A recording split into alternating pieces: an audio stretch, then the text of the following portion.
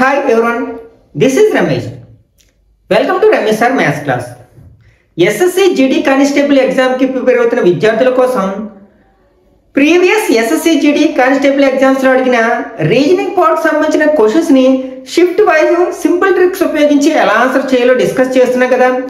ఈ సిరీస్ లో భాగంగా ఆల్రెడీ 9 పార్ట్స్ ని అప్లోడ్ చేయడం జరిగింది. ఈ 9 పార్ట్స్ లో కూడా 11th January 2023 వరకు అన్ని షిఫ్ట్లలో అడిగిన రీజనింగ్ పార్ట్ సంబంధించిన క్వశ్చన్స్ ని ఎలా ఆన్సర్ చేయాలనేది డీటెయిల్ గా డిస్కస్ చేయడం జరిగింది. ఒకవేళ మీరు ఆ వీడియోస్ ఏమైనా మిస్ అయినట్లయితే వాటి యొక్క లింక్స్ ని కింద డిస్క్రిప్షన్ లో ఉంచుతాను, అక్కడి నుంచి చూడొచ్చు.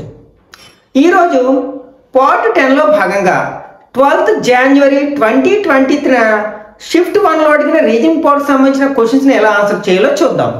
కాబట్టి వీడియోని స్కిప్ చేయకుండా చివరి వరకు చూడడానికి ప్రయత్నించండి.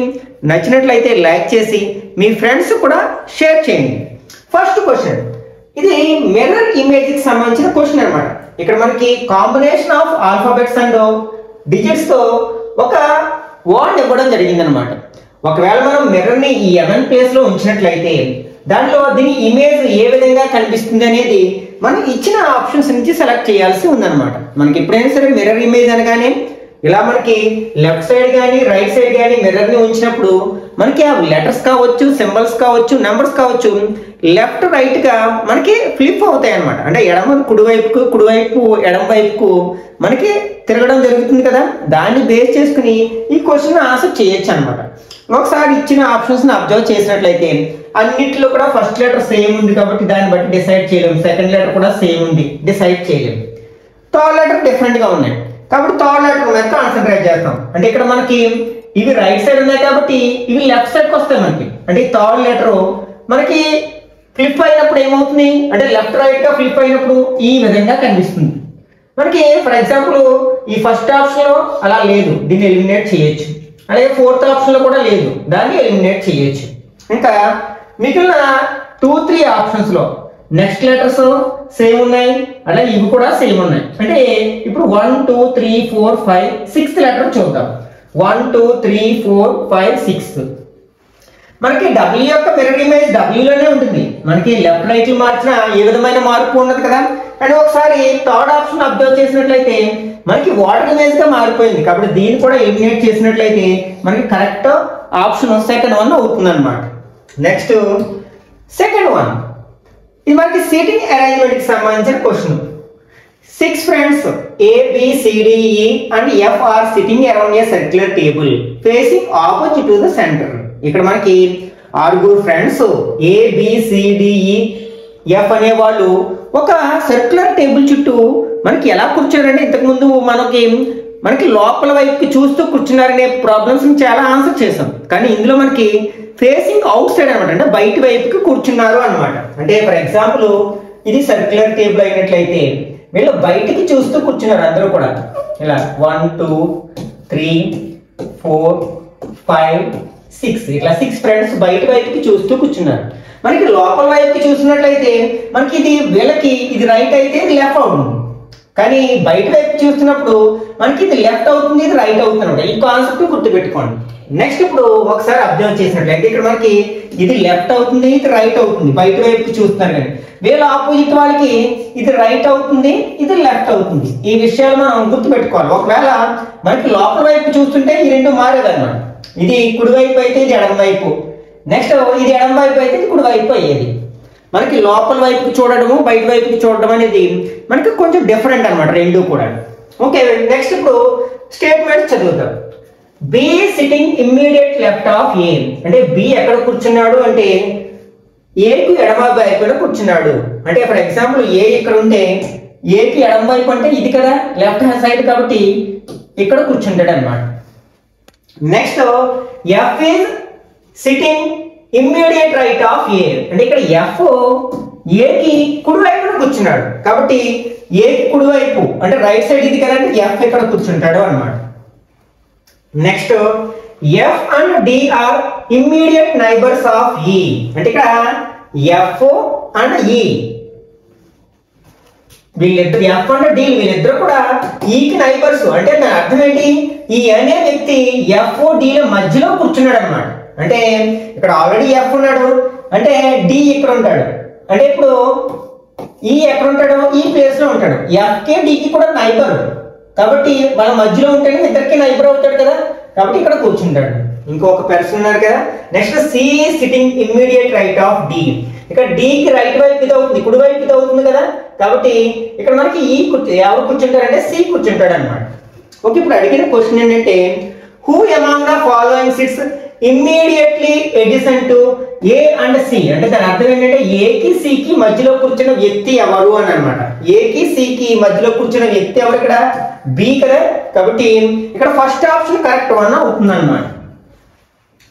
Next third one, 8 friends PQRSTUV and W are sitting in the 2 rows facing each other. అంటే ఇక్కడ 8 మంది వ్యక్తులు ఉన్నారు. వీళ్ళిద్దరు కూడా 2 rows లో కూర్చున్నారు, 2 వరుసలలో ఒకరి వైపు ఒకరు చూస్తూ కూర్చున్నారు. Next each row has 4 person. ప్రతి రోలో కూడా మనకి 4 వ్యక్తులు ఉన్నారట.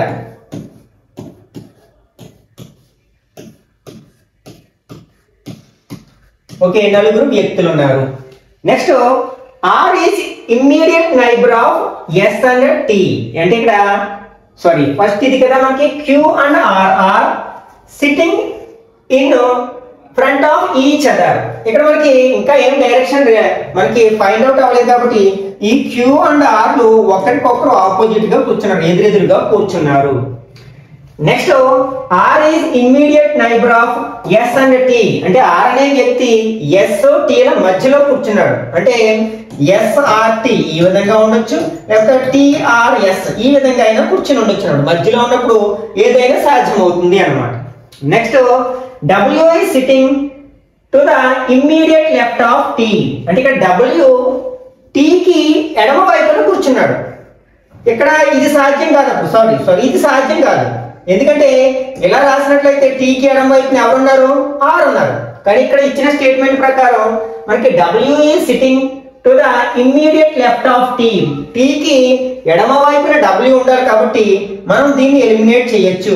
అంటే డబ్ల్యూ టిఆర్ఎస్ లు ఒక వరుసలో కూర్చున్నారు. ఇక్కడ ఫేసింగ్ అనేది ఏమి ఇవ్వలేదు, ఫేసింగ్ నార్త్ అని కానీ ఫేసింగ్ సౌత్ అని ఇవ్వలేదు, కాబట్టి ఏ వరుసలో అయినా రాసినా పర్వాలేదు, WTRS అన్నమాట. ఇప్పుడు ఆర్ కి ఎదురుగా ఎవరు కూర్చున్నారు? క్యూ కూర్చున్నాడు, కాబట్టి ఆర్ ఎదురుగానే క్యూ ఇక్కడ రాసేసేయచ్చు అన్నమాట. నెక్స్ట్ ఇప్పుడు మిగిలిన statement W and U are diagonally opposite. అంటే డబ్ల్యూ అండ్ యూలు ఒకరికొకరు డైగోనల్ గా ఆపోజిట్ గా ఉన్నారు. అంటే ఇక్కడ డబ్ల్యూ ఇక్కడ కూర్చుంటే యూ ఇక్కడ కూర్చుంటాడు అన్నమాట.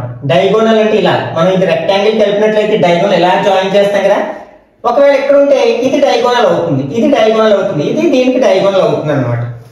Next V and Q are not next to each other. అంటే వి క్యూలు ఒకరి పక్కన ఒకరు కూర్చోలేదు. అంటే వి అండ్ క్యూలు పక్క పక్కన కూర్చోలేదు అనమాట. అంటే క్యూ ఇక్కడ ఉన్నాడంటే బి ఇక్కడ కూర్చోకూడదు. అంటే ఎక్కడ కూర్చోవాలి? బి ఇక్కడ కూర్చోవాలి అనమాట. ఇంకెవరున్నారు మనకి? ఒక పర్సన్ మిగిలారు. ఎవరు? పి మిగిలి, ఇక్కడ ఒకే ప్లేస్ మిగిలిందంటే పి అన్నమాట. అయితే ఇప్పుడు క్వశ్చన్ అడిగిన క్వశ్చన్ ఏంటి? Who is in the front of T. అంటే టీకి ఎదురుగా కూర్చున్న వాడు ఎవరు? అంటే టీ ఇక్కడ ఉన్నాడు కదా, టీకి ఎదురుగా ఎవరు ఉంటారు? పి అనే పర్సన్ ఉంటాడు. కాబట్టి ఇక్కడ కరెక్ట్ ఆప్షన్ ఏదవుతుందంటే థర్డ్ ఆప్షన్ అవుతుంది అనమాట. Okay, next fourth one. ఇది పేపర్ ఫోల్డింగ్ అండ్ కటింగ్ సంబంధించిన క్వశ్చన్ అన్నమాట. ఇక్కడ మనకి ఫస్ట్ పేపర్ ని ఈ విధంగా అంటే టాప్ టు బాటమ్ ఫోల్డ్ చేయడం జరిగింది, తర్వాత రైట్ టు లెఫ్ట్ ఫోల్డ్ చేయడం జరిగింది, తర్వాత ఈ విధంగా కట్ చేసి మనం మళ్ళీ ఏ విధంగా ఫోల్డ్ చేస్తామో అంటే లాస్ట్ ఫోల్డ్ ని ఫస్ట్ ఓపెన్ చేస్తాం. ఇది మనం లాస్ట్ ఫోల్డ్ చేస్తాం కాబట్టి ఇది ఫస్ట్ ఓపెన్ చేస్తే మనకి ఇది ఈ పక్కన వచ్చేది ఏమవుతుందంటే దీని యొక్క మిర్రర్ ఇమేజ్ అవుతుంది, లెఫ్ట్ రైట్ గా మారుతుంది. అలాంటిది లేనిది ఏదైనా ఉంటే దాన్ని ఎలిమినేట్ చేయొచ్చు. ఫర్ ఎగ్జాంపుల్ ఫోర్త్ ఆప్షన్ ఈ రెండు ఒకదానికి ఒకటి మిర్రర్ ఇమేజెస్ కాదు కదా, దీన్ని ఎలిమినేట్ చేయొచ్చు. ఓకే, ఈ మూడు ఓకే.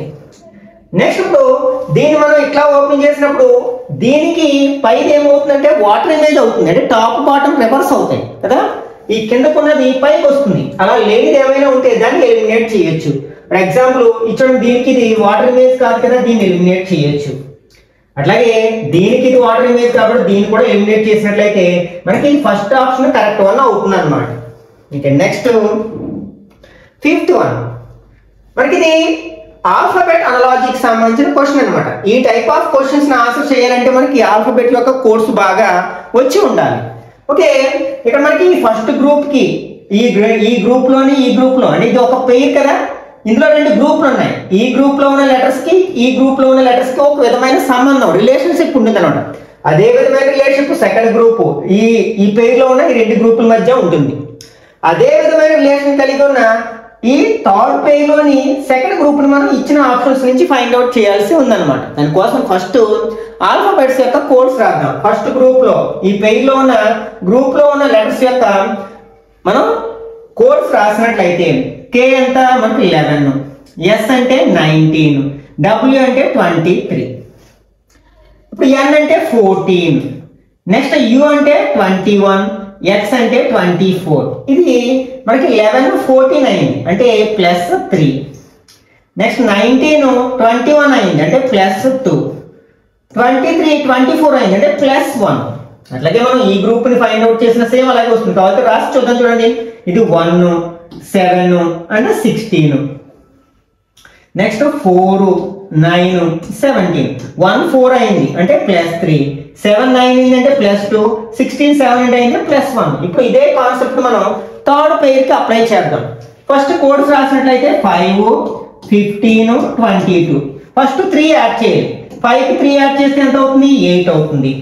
15 కి 2 యాడ్ చేస్తే ఎంత అవుతుంది? 17 అవుతుంది. నెక్స్ట్ 22 కి 1 యాడ్ చేస్తే ఏమవుతుంది? 23 అవుతుంది. 8th లెటర్ ఏంటి? హెచ్, 17th లెటర్ ఏంటి? Q, 23 letter W. H Q W ఎక్కడ ఉంది? మనకి సెకండ్ ఆప్షన్ లో ఉంది కదా, కాబట్టి ఇది కరెక్ట్ ఆన్సర్ అవుతుంది అన్నమాట. నెక్స్ట్ 6th వన్, ఇది కోడింగ్ డీకోడింగ్ సంబంధించిన క్వశ్చన్ అన్నమాట. ఇక్కడ in a certain code language favour is written as RUOVAF and reveal is written as LAEVER. How will miracle be written in that language? అంటే ఒక code భాషలో flavour ని ఎట్లా code చేశారు, అట్లాగే రివీల్ ని ఈ విధంగా కోడ్ చేసినట్లయితే ఈ మిరాకిల్ ని ఏ విధంగా కోడ్ చేస్తారని అడిగారు. ఇక్కడ మనకి ఫస్ట్ ఇచ్చింది ఏంటంటే FABOUR. దీన్ని ఎలా కోడ్ చేశారు? RUOVA and F. ఇది మనం కోడ్స్ కూడా రాయాల్సిన పని లేదు. ఒకసారి అబ్జర్వ్ చేసినట్లయితే దీన్ని మనం రివర్స్ ఆర్డర్ లో రాసారు. చూడండి, FAVOUR FAVOUR అంటే అందులో ఉన్న ఆల్ఫాబెట్స్ ని రివర్స్ ఆర్డర్ లో రాశారు. అలాగే రివీల్ లో ఉన్న ఆల్ఫాబెట్స్ రివర్స్ లో రాస్తే LAEVER రివర్స్ ఆర్డర్ లో రాశారు కదా. కాబట్టి మనం ఈజీగా ఇప్పుడు దేని యొక్క కోడ్ మిరాకిల్ అంటే ఫస్ట్ ఈ రావాలి, అన్నిట్లోని ఈ ఉంది, తర్వాత ఎల్ రావాలి. మనకి ఫస్ట్ ఆప్షన్ లో ఎల్ లేదు, థర్డ్ ఆప్షన్ లో ఎల్ లేదు, ఫోర్త్ ఆప్షన్ లో ఎల్ లేదు, కాబట్టి సెకండ్ ఆప్షన్ కరెక్ట్ వన్ అవుతుంది అన్నమాట. నెక్స్ట్ 7th వన్, ఇది ఆల్ఫాబెట్ సిరీస్ కి సంబంధించిన క్వశ్చన్ అన్నమాట. ఒకసారి మనం ప్రతి గ్రూప్ లోని ఆల్ఫాబెట్స్ యొక్క కోడ్స్ రాసి చూద్దాం.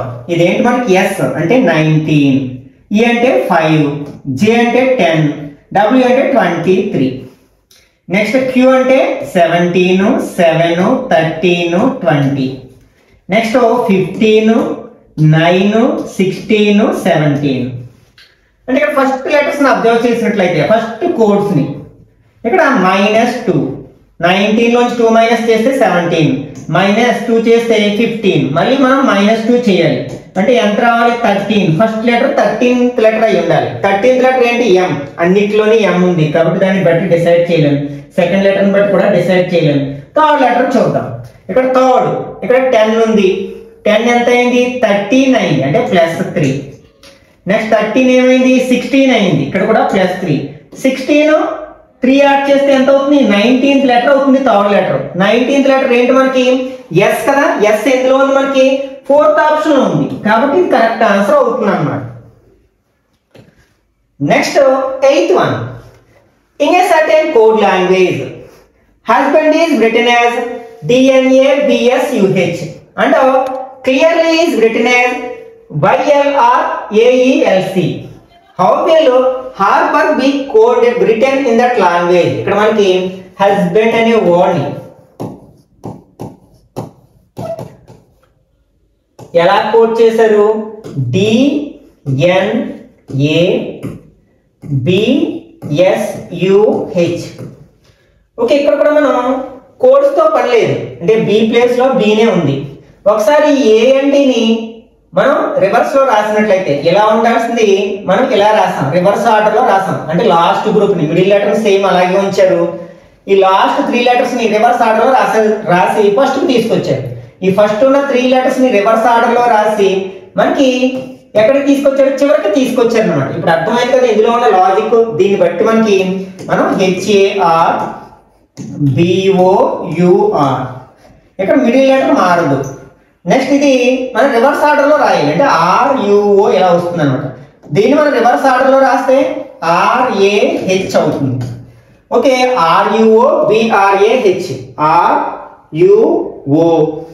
RUO BRAH ఎక్కడ ఉందంటే 4th ఆప్షన్ లో ఉంది కదా, కాబట్టి కరెక్ట్ ఆన్సర్ అవుతుంది అనమాట. నెక్స్ట్ 9th వన్, ఇది ఎంబెడెడ్ ఫిగర్ కి సంబంధించిన క్వశ్చన్ అనమాట. ఇక్కడ ఒక పిక్చర్ ఇచ్చారు, ఇందులో ఒక కొంత భాగాన్ని ఇచ్చిన ఆప్షన్స్ లో యాజ్ ఇట్ ఈజ్ గా ఇవ్వడం జరిగింది. ఇక్కడ రొటేషన్ అనేది నాట్ అప్లికబుల్, రొటేట్ చేయలేదు. యాజ్ ఇట్ ఈజ్ గా ఆ పీస్ ఎలా ఉందో అదే విధంగా, ఏ విధమైన రొటేషన్ చేయకుండా, ఏ విధమైన ఫ్లిప్ చేయకుండా ఇవ్వడం జరిగింది. ఆ భాగాన్ని మనం ఫైండ్ అవుట్ చేయాల్సి ఉందన్నమాట. ఈ టైప్ ఆఫ్ షేప్ మనకి ఎక్కడా లేదు కదా, కాబట్టి మనం దీన్ని ఎలిమినేట్ చేసేసేయచ్చు. నెక్స్ట్ ఈ టైప్ మనకి ఎక్కడా లేదు కదా, వెర్టికల్ లైన్స్ 2 లేవు ఎక్కడ కూడా, దీన్ని ఎలిమినేట్ చేయొచ్చు. ఒకసారి దీన్ని అబ్జర్వ్ చేసినట్లయితే ఈ పార్ట్ ఉంది కదా, ఈ పార్ట్ 3rd ఆప్షన్ లో ఏ విధంగా అయితే ఉందో సేమ్ అదే విధంగా ఉంది, కాబట్టి ఇక్కడ కరెక్ట్ ఆప్షన్ ఏదవుతుందంటే 3rd ఆప్షన్ అవుతుంది అనమాట. నెక్స్ట్ 10th వన్, ఇది బ్యాలెన్సింగ్ మ్యాథమెటికల్ ఈక్వేషన్ కి సంబంధించిన క్వశ్చన్ అనమాట.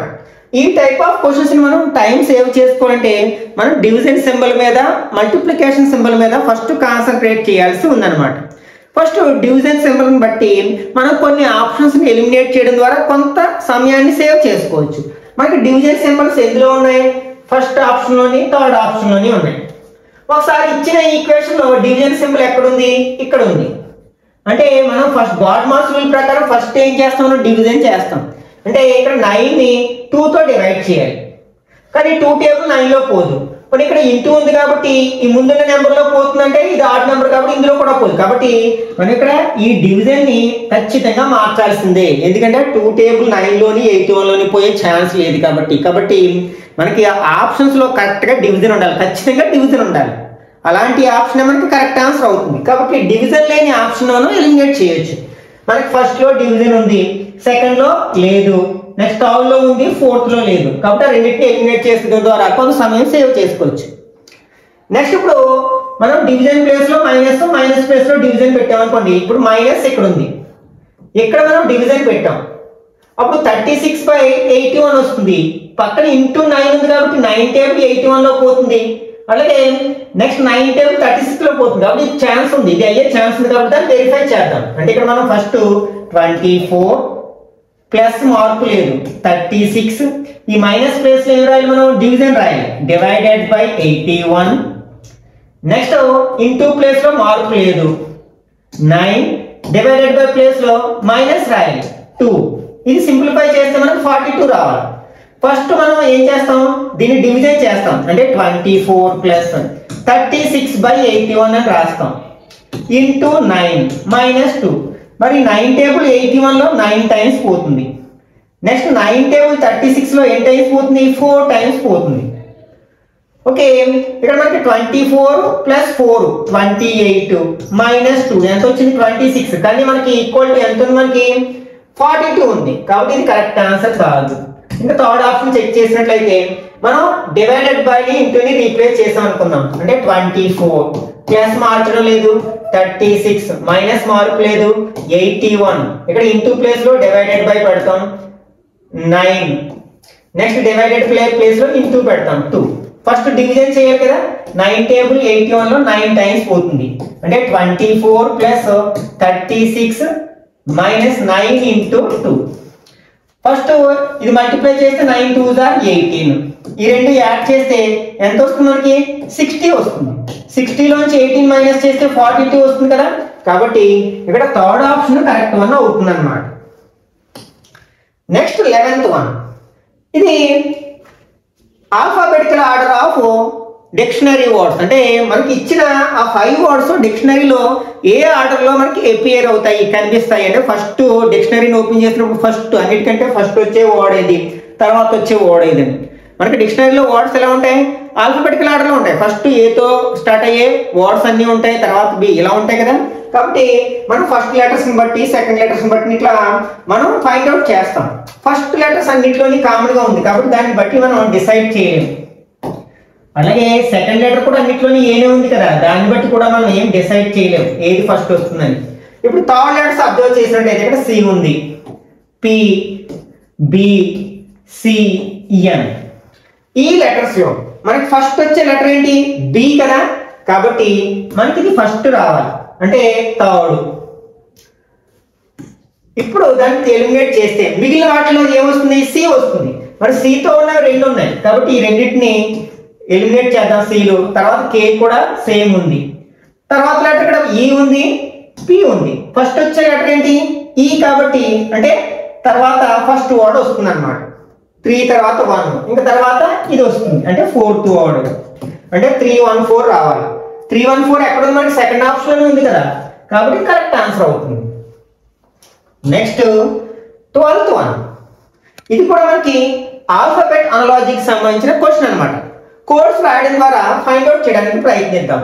ఇక్కడ ఎస్ యొక్క కోడ్ ఎంత అంటే 19, నెక్స్ట్ యు అంటే 21, 18, 7, 5, 18, 25.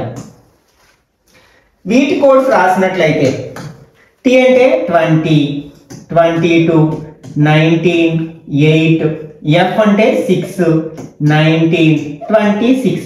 ఇప్పుడు ఏ విధంగా మారాయి చూద్దాం.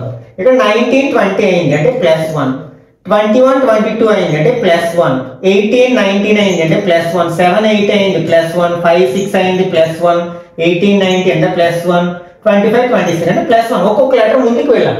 కాబట్టి ఇప్పుడు ఎస్ తర్వాత వచ్చే లెటర్ ఏంటి, ఎస్ తర్వాత టీ వస్తుంది కదా. టీతో స్టార్ట్ అయిన ఆప్షన్ మనకు ఒకటే ఉంది కాబట్టి సెకండ్ ఆప్షన్ కరెక్ట్ వన్ అవుతుంది అనమాట. ఓకే, నెక్స్ట్ 13th వన్, ఇది మనకి నెంబర్ సిరీస్ సంబంధించిన క్వశ్చన్ అనమాట.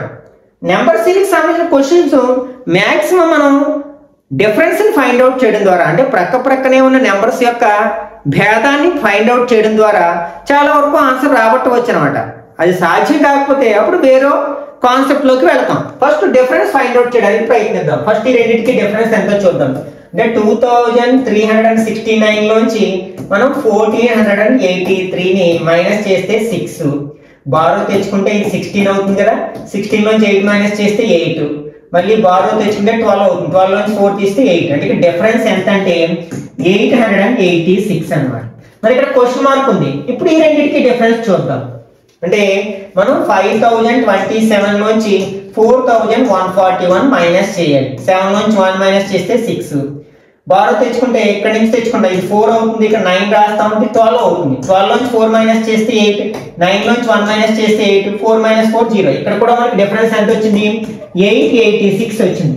ఒకసారి ఇక్కడ కూడా ఫైండ్ అవుట్ చేసి చూద్దాం. 5913 నుంచి మనం 5027 మైనస్ చేయాలి. బారో తెచ్చుకుంటే ఇది 13 అవుతుంది. 13 లో 7 మైనస్ చేస్తే మనకి 6 వస్తుంది. మళ్ళీ బారో తెచ్చుకుంటే ఇది 10 అవుతుంది. 10 నుంచి 2 మైనస్ చేస్తే 8, 8 నుంచి 0 మైనస్ చేస్తే 8. ఇక్కడ కూడా మనకి డిఫరెన్స్ ఎంత, 886. అంటే గ్రాడ్యువల్ గా 886 ని యాడ్ చేసుకుంటూ వెళ్ళారు. కాబట్టి క్వశ్చన్ మార్క్ లో ఉన్న నెంబర్ రావాలంటే దీనికి మనం ఎంత యాడ్ చేయాలి, 886 ని యాడ్ చేయాలి. 886 ని యాడ్ చేసినట్లయితే 9 + 6 ఎంత అవుతుంది, 5, 1, 6 + 1 7 అంటే 15, 5, 1. ఇది 4 + 8 12, 2, 1 అంటే 3255. ఎక్కడ ఉంది, ఫస్ట్ ఆప్షన్ లో ఉంది కదా, కాబట్టి ఇది కరెక్ట్ ఆన్సర్ అవుతుంది అన్నమాట. నెక్స్ట్ 14th వన్, ఇది మనకి ఆల్ఫాబెట్ సిరీస్ సంబంధించిన క్వశ్చన్ అన్నమాట. ఫస్ట్ కోడ్స్ రాసి చూద్దాం. 18, 8, 23, 3. నెక్స్ట్ ఇక్కడ 17, 11, 22, 6. ఇక్కడ ఏ విధంగా మారిందంటే -1 తర్వాత 8, 11 అయింది అంటే +3. తర్వాత 23, 22 అయింది అంటే -1. తర్వాత 3 6 అయింది అంటే +3 అంటే -1 +3 -1 +3. ఇప్పుడు మనం ఫస్ట్ -1 చేయాలి అంటే 17 లో 1 మైనస్ చేస్తే ఎంత అవుతుంది 16 అవుతుంది. 16th లెటర్ ఏంటి మనకి P కదా అంటే P తో స్టార్ట్ అవ్వాలి కాబట్టి ఈ రెండింటిని ఎలిమినేట్ చేసేసేయచ్చు. ఇప్పుడు సెకండ్ లెటర్ చూద్దాం అంటే 3 యాడ్ చేయాలి. ఇక్కడ 11 ఉంది 11 కి 3 యాడ్ చేస్తే 14th లెటర్ N కదా అంటే సెకండ్ లెటర్ N అవ్వాలి. అది ఎక్కడుంది మనకి సెకండ్ ఆప్షన్ లో ఉంది కదా కాబట్టి అది కరెక్ట్ ఆన్సర్ అవుతుంది అన్నమాట. Next 15th one. ఓకే ఇది మనకి పిక్చర్ సిరీస్ సంబంధించిన క్వశ్చన్ అన్నమాట. దీంట్లో మనకి సింబల్స్ అనేవి ఏ విధంగా రొటేట్ అవుతున్నాయి లేకపోతే ఏ విధంగా మూవ్ అవుతున్నాయి లేకపోతే కొత్త సింబల్స్ ఏ విధంగా యాడ్ అవుతున్నాయి పాత సింబల్స్ ఏ విధంగా ఎలిమినేట్ అవుతున్నాయి అనే దాన్ని అర్థం చేసుకోవడం ద్వారా మనం క్వశ్చన్ మార్క్ లో రావాల్సిన ఫిగర్ ని ఐడెంటిఫై చేయాలి ఇచ్చిన ఆప్షన్స్ నుంచి అన్నమాట. ఒకసారి ఏదో ఒక సింబల్ ని అబ్జర్వ్ చేద్దాం. ఫస్ట్ ఫర్ ఎగ్జాంపుల్ ఈ స్క్వేర్ సింబల్ ని బ్లాక్ చేసిన షేడ్ చేసిన స్క్వేర్ సింబల్ సెకండ్ ఫిగర్ లోకి ఈ కార్నర్ లోకి వచ్చింది అంటే ఇక్కడ నుంచి ఇక్కడికి వచ్చింది. తర్వాత నెక్స్ట్ ఇక్కడికి వచ్చింది. తర్వాత నెక్స్ట్ ఇలా వచ్చింది. నెక్స్ట్ ఈ డైరెక్షన్ లో ఇక్కడికి ఇలా వచ్చింది అన్నమాట. అంటే మనం ఇది M డైరెక్షన్ లో మూవ్ అవుతుంది అనుకుంటే తర్వాత ఎక్కడికి రావాలి ఇక్కడికి రావాలి ఈ షేప్ చేయబడిన స్క్వేర్ సింబల్ అనేది. అట్లా లేనిది ఏమైనా ఆప్షన్స్ ఉన్నాయంటే మనకి ఫస్ట్ ఆప్షన్ అలా లేదు, next second third fourth option లో కూడా లేదు, ఎలిమినేట్ చేసేసాం. నెక్స్ట్ ఈ డైమండ్ సింబల్ ని అబ్జర్వ్ చేద్దాం. డైమండ్ సింబల్ ఇలా వెళ్ళింది, తర్వాత ఇలా మిడిల్ లోకి వచ్చింది, నెక్స్ట్ ఇలా వెళ్ళింది, నెక్స్ట్ ఇలా వచ్చింది. అంటే తర్వాత ఎక్కడికి రావాలి డైమండ్ ఈ షేప్ ప్లేస్ లోకి రావాలి. మనకి సెకండ్ థర్డ్ సేమ్ ఉంది మనకి. ఓకే ఇప్పుడు సర్కిల్ గురించి చూద్దాం ఎందుకంటే రెండిట్లో సర్కిల్ డిఫరెంట్ గా ఉంది కదా మిడిల్ లోని. ఓకే సర్కిల్ ఇక్కడ నుంచి ఇక్కడికి వెళ్ళింది, తర్వాత ఇలా వచ్చింది అంటే ఇది M షేప్ లో మూవ్ అవుతున్నప్పుడు సింబల్స్ అన్ని కూడా. తర్వాత మనకి ఎక్కడికి వచ్చింది ఈ డైరెక్షన్ లోకి వచ్చింది, తర్వాత ఈ డైరెక్షన్, తర్వాత మిడిల్ లోకి రావాలి అంటే మిడిల్ లో సర్కిల్ ఉండాలన్నమాట. కాబట్టి థర్డ్ ఆప్షన్ కరెక్ట్ వన్ అవుతుంది అనమాట. Next 16th one. ఇది మనకి స్టేట్మెంట్స్ అండ్ కన్క్లూజన్స్ సంబంధించిన క్వశ్చన్ అనమాట. ఇచ్చిన స్టేట్మెంట్స్ ని చదివి ఒక వెన్ డయాగ్రామ్ ని డ్రా చేసుకున్నట్లయితే దాని ద్వారా మనకి కన్క్లూజన్స్ అనేవి ఏవి ఫాలో అవుతున్నాయి ఏవి ఫాలో అవడం లేదనేది ఈజీగా చెప్పొచ్చు అనమాట. ఇక్కడ మనకి ఆల్ సమ్ అనే వర్డ్స్ బేస్ చేసుకుని చాలా వరకు ఆన్సర్ చేయొచ్చు. First statement some trees are fishes అంటే కొన్ని ట్రీస్ అనేవి కొన్ని ఫిషెస్ అంటారు అంటే ట్రీస్ లో కొన్ని ఫిషెస్ అన్నమాట. కొన్ని అంటే ఇలా డ్రా చేస్తాం. Next all fishes are goats. ఇక్కడ ఫిషెస్ అన్ని కూడా మనకి గోట్స్ అన్నమాట. Next no goat is flower అంటే ఏ గోట్ కూడా ఫ్లవర్ కాదు అంటే గోట్ కి ఫ్లవర్ కి ఏ విధమైన సంబంధం లేదు మనకి. ఇలా ఉండొచ్చు లేకపోతే ఎలా అయినా ఉండొచ్చు. ఇప్పుడు కంక్లూజన్స్ చదువుదాం. Some trees are goats. Trees లో కొన్ని గోట్స్ అవుతున్నాయి కదా ఇక్కడ కాబట్టి ఇది ఫాలో అవుతుంది. Some fishes are not flowers. Fishes లో కొన్ని ఫ్లవర్స్ కాదు కదా కాబట్టి ఇది కూడా ఫాలో అవుతుంది అంటే సమ్ ఒబే అవుతుంది మనకు ఆల్ అన్నప్పుడు. Next some flowers are not goats అంటే ఫ్లవర్స్ ఏవి గోట్స్ కాదు కదా. ఆల్ నో అన్నప్పుడు సమ్ ఒబే అవుతుంది కాబట్టి ఇది కూడా ఫాలో అవుతుంది. అంటే ఇక్కడ మూడు కన్క్లూజన్స్ కూడా ఇచ్చిన స్టేట్మెంట్స్ ని ఫాలో అవుతున్నాయి కాబట్టి మనకి ఆల్ కన్క్లూజన్స్ ఎక్కడుంది ఫోర్త్ ఆప్షన్ కరెక్ట్ వన్ అవుతుంది అన్నమాట. Next 17th one. ఇది కూడా మనకి బ్యాలెన్సింగ్ మ్యాథమెటికల్ ఈక్వేషన్. యాక్చువల్ గా ఒక ఈక్వేషన్ లో ఉండాల్సిన సింబల్స్ ని తీసేసి దాని ప్లేస్ లో పర్సంటైల్ సింబల్ ని రీప్లేస్ చేయడం జరిగింది. ఒకవేళ మనం ఈ పర్సంటైల్ సింబల్స్ లో ఇచ్చిన ఆప్షన్స్ లోని ఏ సింబల్స్ ని అదే ఆర్డర్ లో ఉంచినట్లయితే ఈ ఈక్వేషన్ అనేది కరెక్ట్ అవుతుంది, సాటిస్ఫై అవుతుంది లేకపోతే బ్యాలెన్స్ అవుతుంది అని మనం ఫైండ్ అవుట్ చేయాల్సి ఉంది. ఇక్కడ కూడా మనం డివిజన్ ని మల్టిప్లికేషన్ ని బేస్ చేసుకుని కొంత టైం సేవ్ చేసుకోవచ్చు.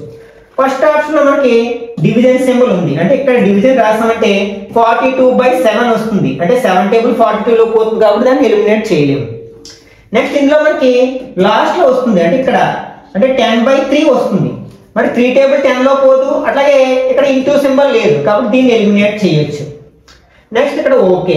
ఇప్పుడు సెకండ్ అంటే ఇక్కడ డివిజన్ సింబల్ వచ్చినట్లయితే అంటే 7/5. నెక్స్ట్ ఇక్కడ పక్కన ఇంటూ లేదు ఈక్వల్ టు ఉంది మళ్ళీ 5 టేబుల్ 7 లో పోదు కాబట్టి మనం దీన్ని కూడా ఎలిమినేట్ చేసేసేయచ్చు అన్నమాట.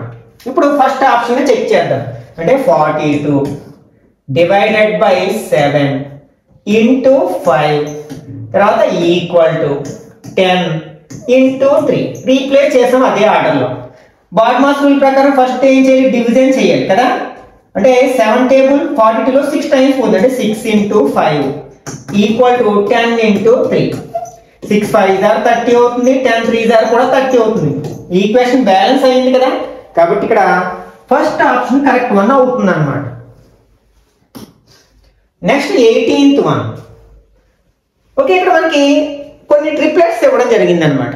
ఈ ట్రిప్లెట్ లో ఉన్న ఈ 3 నెంబర్స్ కి మధ్యలో ఉన్న ఆ రిలేషన్ ని అర్థం చేసుకోవడం ద్వారా మనం ఇచ్చిన ఆప్షన్స్ నుంచి కరెక్ట్ ఆప్షన్ ని మనం ఫైండ్ అవుట్ చేయాల్సి ఉంది. ఇక్కడ ఈ 3 నెంబర్స్ కి ఏ విధమైన రిలేషన్ ఉంటుందో, సంబంధం ఉంటుందో, అదే విధమైన సంబంధాలు కూడా ఈ నెక్స్ట్ 3 నెంబర్స్ కూడా కలిగి ఉంటాయన్నమాట. కాబట్టి దాన్ని మనం స్టడీ చేయడానికి ప్రయత్నించాలి. మనం ఇలాంటి సమయంలో మనం డిఫరెంట్ మ్యాథమెటికల్ ఆపరేషన్స్ ని అప్లై చేసి చూడాలి. అంటే ఇక్కడ లార్జెస్ట్ నెంబర్ ఎక్కడ ఉందో అబ్జర్వ్ చేయండి. మిడిల్లో ఉంది కాబట్టి ఫస్ట్ నెంబర్ లాస్ట్ నెంబర్ ని మనం యాడ్ చేయడము, లేకపోతే మల్టిప్లై చేయడము, లేకపోతే స్క్వేర్ చేసి యాడ్ చేయడము, స్క్వేర్ చేసి సబ్ట్రాక్ట్ చేయడము, ఇట్లా ట్రయల్ అండ్ ఎర్రర్ మెథడ్ లో ప్రయత్నించాలి అనమాట. ఈ రెండింటిని మనం మల్టిప్లై చేస్తే ఇది వచ్చే ఛాన్స్ లేదు, ఎందుకంటే 0 ఉంది కాబట్టి ఇక్కడ 0 లేదు కదా. కాబట్టి మనం ఈ రెండింటిని అంటే ఏదైనా నెంబర్తో డివైడ్ చేయడం ద్వారా, ఇది ప్రైమ్ నెంబర్ కాబట్టి దీన్ని డివైడ్ చేయలేం, ఇది ప్రైమ్ నెంబర్ కాబట్టి ఏ నెంబర్తో అయినా సరే డివైడ్ చేయొచ్చు. మనం ఇంకా చెప్పాలంటే దీన్ని 17 తో డివైడ్ చేసి చూసినట్లయితే, అంటే 136 లో 17 ఎన్ని టైమ్స్ పోతుంది, 8 టైమ్స్ పోతుందా. 8 7 56, 5 8 1 8 plus 5 13. అంటే ఇక్కడ 17 లో అంటే 136 లో 17 8 టైమ్స్ పోతుంది. మరి ఈ 8 కి 40 కి ఏమైనా సంబంధం ఉందా? అలాగే ఇక్కడ చూడండి, 198 ని 11 తో డివైడ్ చేసి చూద్దాం. 11 1s are 11, 8 వచ్చింది. 8 తీసుకుంటాం, 8 11s are 88. అంటే మనం ఈ 11 ని 18 తో ఇంటూ చేస్తే ఇది వస్తుంది. నెక్స్ట్ ఇక్కడ ఏమో 17 ని 8 తో ఇంటూ చేస్తే ఇది వస్తుంది. మరి 8 కి 40 కి సంబంధం ఏంటి, ఈ 18 కి 90 కి సంబంధం ఏంటో ఒకసారి చూసినట్లయితే, మనం 40ని ఏం చేస్తే అంటే ఏ నెంబర్ తో డివైడ్ చేస్తే 8 వస్తుందో చూడండి. మనం 40ని 5 తో డివైడ్ చేసినట్లయితే 8 వస్తుంది కదా. అలాగే 90ని మనం 5 తో డివైడ్ చేస్తే 18 వస్తుంది. 90/5 = 5 1s are 5, 40, 8 5s are 40. అంటే మనం ఏం చేస్తాం అన్నమాట, ఇక్కడ ఫస్ట్ నెంబరు అంటే 17 ఇంటూ లాస్ట్ నెంబర్ ని 5 తో డివైడ్ చేస్తే, ఇది సింప్లిఫై చేస్తే మనకు మిడిల్ నెంబర్ వస్తుంది. ఇప్పుడు ఈ కాన్సెప్ట్ ని బేస్ చేసుకుని ఫస్ట్ దాన్ని చెక్ చేద్దాం. ఇక్కడ మనం దీన్ని 5 తో డివైడ్ చేస్తే 9 వస్తుంది. 9 2s are 18. కాబట్టి ఇది వచ్చే ఛాన్స్ ఉంది కాబట్టి చెక్ చేద్దాం. అంటే ఫస్ట్ 12 ఇంటూ 45/5. 5 టేబుల్ 9 టైమ్స్ పోతుంది. ఇప్పుడు ఇంటూ చేయాలి, అంటే 12 into 9. 9 2s are 18, 1. 9 1s are 9 plus 1 10. 108 వచ్చింది కదా. కాబట్టి ఇది ఫస్ట్ ఆప్షన్ కరెక్ట్ వన్ అవుతుంది అన్నమాట. Next 19th one. ఇది కూడా మనకి నెంబర్ సిరీస్ సంబంధించిన క్వశ్చన్ అన్నమాట. అసలు ఇందులో ఉన్న నెంబర్స్ అనేవి ఏ విధంగా మారుతున్నాయి, అంటే పెరుగుతున్నాయా తగ్గుతున్నాయా అనేది ఒకసారి అబ్జర్వ్ చేసినట్లయితే, మనకి 1 2 అయింది అంటే ఇంక్రీజ్ అయింది, పెరిగింది.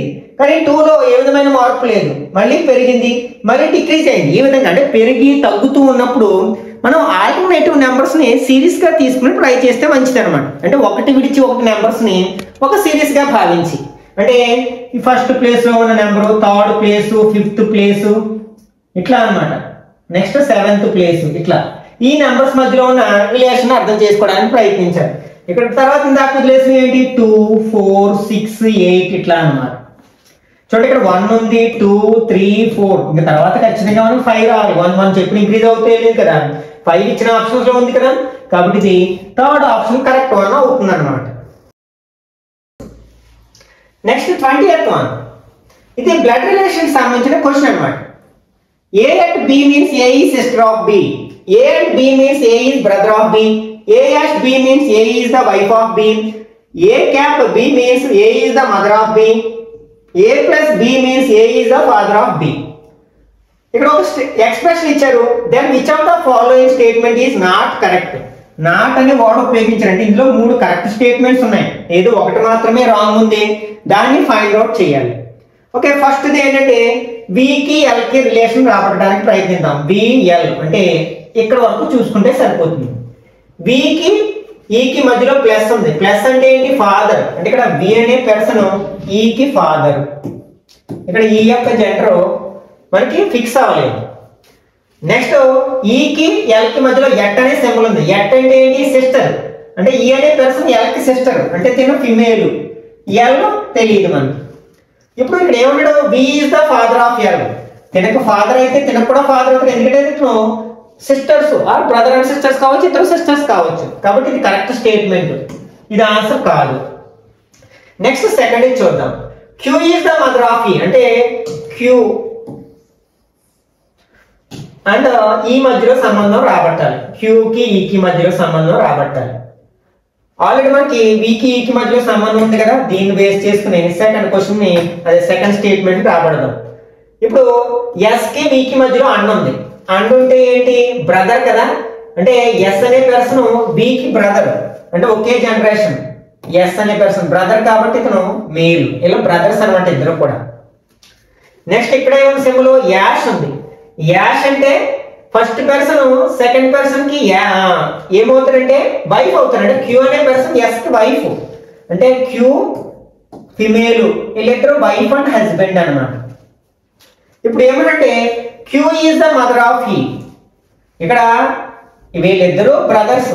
ఈ బ్రదర్ యొక్క వైఫ్ మదర్ అవ్వదు కదా, ఆంట్ అవుతుంది. కాబట్టి ఇదే కరెక్ట్ ఆన్సర్ అవుతుంది. ఇది కరెక్ట్ స్టేట్మెంట్ కాదు.